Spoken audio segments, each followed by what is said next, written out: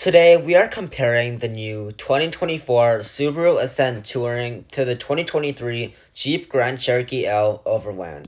So both are competing in the most competitive segment of the auto industry, but both brands are doing their best to be at the top. So which of these cars gives you the most for the money and which one is the best to buy in 2024? Let's go ahead and find out. Starting with the trim level, I tried to get these cars as close as I could in price points. Today we have the Ascent Touring, which is the top trim level for the Ascent. This rings in at $54,000. We also have the Jeep Grand Cherokee L Overland, which rings in at $58,000.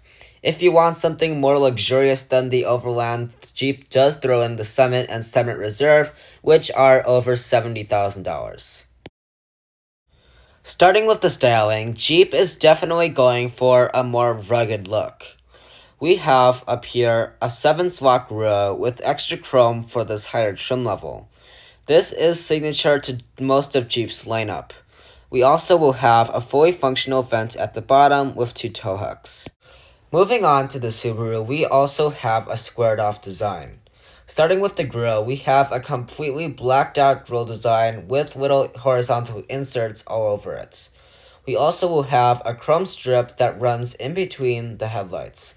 All of the vents at the bottom are functional. Moving on to the headlights, the Ascent will be providing a mostly LED design. This includes a projector-style headlight, a fog lights down below, and an incandescent blinker. Moving on to the Jeep, this is where it will score its first half points. We have fully LED headlights with fog lights and a reflector-style light design.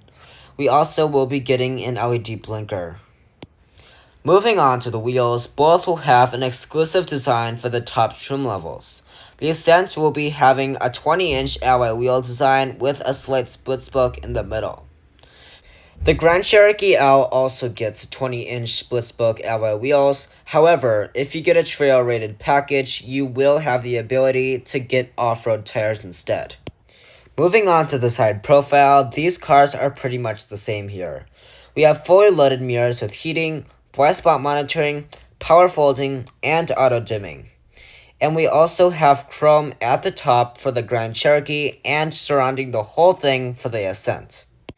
Moving on to the back, you can see that both brands put in a lot of effort in this part. On the Grand Cherokee L, you get chrome that swoops down from the window surrounds and under the glass. And on the Ascent, you get chrome that runs in between the taillights. Moving on to the taillights, this is exactly where more differences come into play. On the Grand Cherokee L, you get a fully LED taillight design with a large reverse light. The blinker is even part of the brake light. On the Ascent, this was updated in 2023, so it does look slightly different. However, you only get an LED brake light and the reverse light and blinker are incandescent. Half point to the Grand Cherokee L. Now let's take a look at the interior. While versatility and storage is a priority, for the top trim levels, luxury is too. For the Grand Cherokee, we have a nice door panel with faux wood, leatherettes, more leather on the armrest, and a good amount of storage down below. Both cars will also give you really nice Napa leather seats with white contrast stitching, and they both have 12 ways of power adjusting. Now let's move on to the Ascent. The Ascent gets basically the same door panel with soft touch material along the top, a little bit of open pore wood, and 2-person memory seats, and basically the whole top part is made of leather. You also will get all of your switchgear right there. The Grand Cherokee L, however, will have a little bit more storage, while Subaru just makes all the plastic there go to waste. Now the seats will be basically the same, perforated Napa leather, just like the Grand Cherokee L. Both also have very nicely leather-wrapped steering wheels with heating. Now, for the gauge clusters, Jeep will be getting a half point because it has a full digital display, whereas the Ascent, you only get a 5-inch display in the center of the 2 analog ones. On the Jeep, you can even make it so that it looks analog or digital if you want to. Moving on to materials, I do expect a lot more from these since they cost over $50,000. Starting with the Jeep, we have nice soft touch material along the top with some white contrast stitching. We also have more open pore wood down here, a little bit of soft touch material around there, and we also will have gloss black around the center area. Moving on to the Ascent, we also have soft touch material along the top, and we also have leather by this large storage area. Aluminum will run around the screens area, and we have a little bit of gloss black by the shifter. We also have open pore wood around the center console area. Moving on to storage, both are pretty abundant. Starting with the Ascent, we get a pretty deep center console, a little tray that hovers over that, 2 cup holders, a little pad for your phone that can be optioned as a wireless charger, but you also get 2 more shelves around the dashboard. Moving on to the Grand Cherokee, we actually have 2 openings for the center console. This will make up for not having a tray in the main center console like the Ascent. The main center console of the Grand Cherokee L is quite a bit narrower and is not as deep as the Ascent, and you also don't get any storage in the dash, so I will give a half point to the Ascent for having more storage. And while we're here, I do want to mention that the Grand Cherokee L has an adjustable air suspension.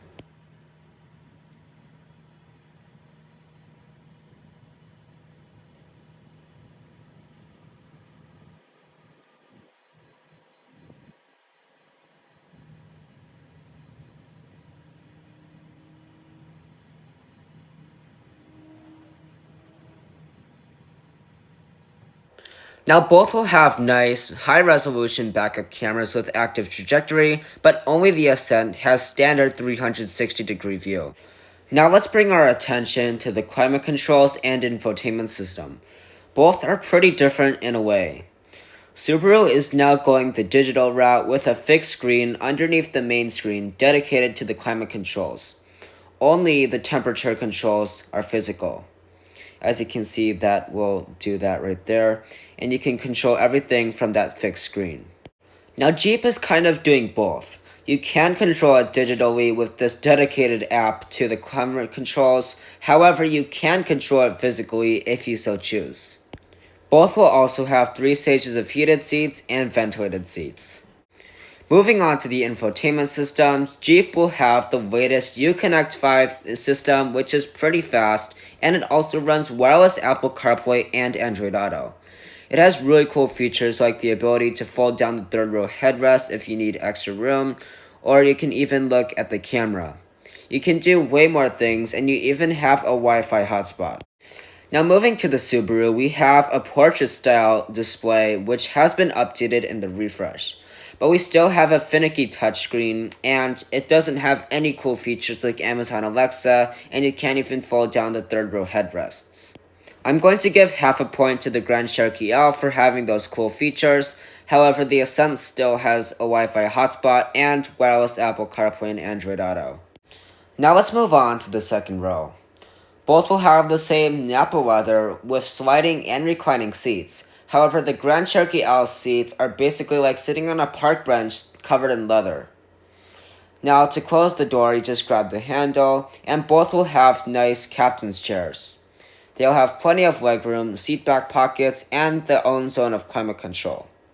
So I'm going to give a half point to the Grand Cherokee L for having more USB ports, and I'm going to give a full point to the Ascent for having a little bit more legroom, second row sunshades, and 19 cup holders throughout the whole cabin. Moving on to the third row, this is where it gets tough for the Grand Cherokee L. You don't have a lot of space to climb into the third row, and the seat is pretty hard to get back. Now once you are in the third row, you might notice that there are only 2 seats in here, and I'll give a half point to the Ascent for having 3. Shout out to Subaru. Now in here, my knees are kind of high, I don't have that much legroom, and the seats are as hard as a rock. At least I get 1 cup holder, 2 USB ports on each side. Now moving on to the Ascent, look at how much room you have to climb into that third row. Now you just pull up on that lever to get in, and then climb the steps into the third row. The third row seats are relatively comfortable, and they are up on an angle so that your thighs are not as high. Now, I don't have a lot of legroom just because the seat is slid all the way back, so that just shows how much legroom I would have if the seat wasn't slid all the way back. In addition to this, I get 5 cup holders total in this third row, which is insane compared to 2 on the Grand Cherokee. I also will get 2 USB ports. Now let's move on to the cargo area, which is probably the biggest priority for these two cars. Both will have a kick sensor under the bumper to open the trunk hands-free. Now, once inside the trunk, the dimensions will be basically the same. You get 17.4 cubic feet for the Grand Cherokee L, and you get 18 cubic feet for the Ascent. On the Grand Cherokee L, you can just push 2 buttons to fold down the 2 third-row seats, and you can also have the second-row seats folded down, however you can't put them back up. Not to say that the Ascent is bad, you have a great way to fold down the third row. But first of all, just look at how much room you have and how much stuff you can fit. Our Subaru dealership puts in a lot of stuff in their trunks, including floor mats and random boxes that I don't even know, but just take a look at this. We also get the optional cargo liner, which the Grand Cherokee L does not offer, unfortunately. As I have said, the seats can be folded down easily with these straps, and you also have a power source on both cars. Moving on to the powertrain, both will just have one standard powertrain. For the Jeep, that is the 3.6-liter V6 engine, putting out 295 horsepower and 260 pound-feet of torque.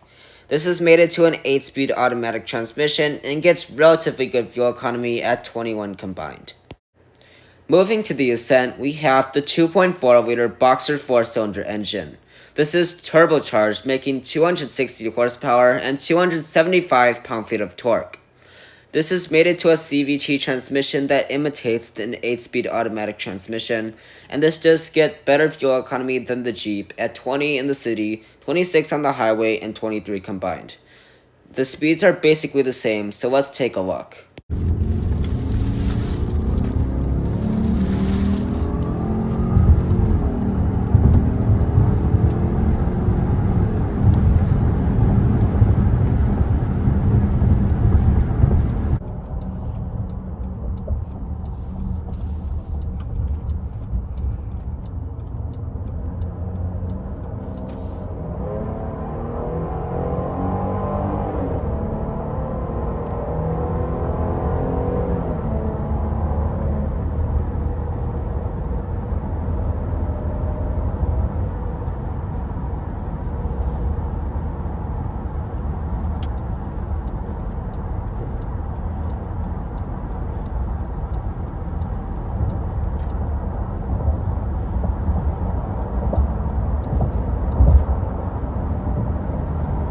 Moving on to dimensions, we are looking at 204 inches for the Grand Cherokee L and 197 inches for the Ascent.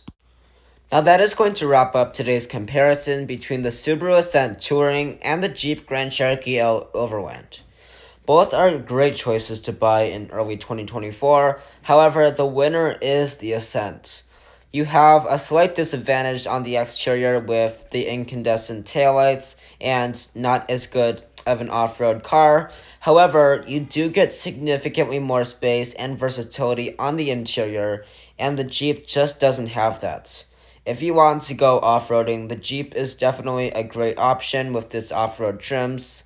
However, the Ascent would be a better choice for everyday family hauling and all of that. So thank you guys so much for watching, and I'll see you next time.